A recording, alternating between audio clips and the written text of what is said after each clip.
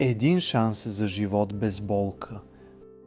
Малкият Кристиян Димитров Пачеразов едва на 2 години, а вече води тежка битка за нормален живот.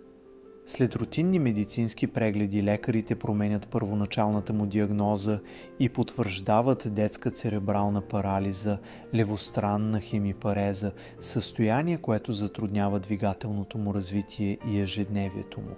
Той се нуждае от живото променяща операция, която ще се извърши в Атина, Гърция.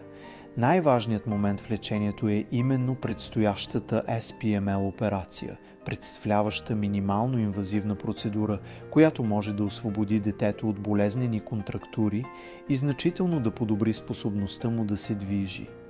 Процедурата е специализирана и се извършва само от ограничен брой специалисти по света.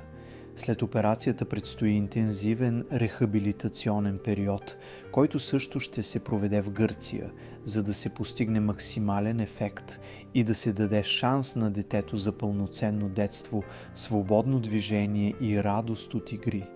Всяко дарение е шанс за щастливо детство и значително подобрено качество на живот за малкия Кристиян. Нека се обединим в помощ на малкия Кристиян.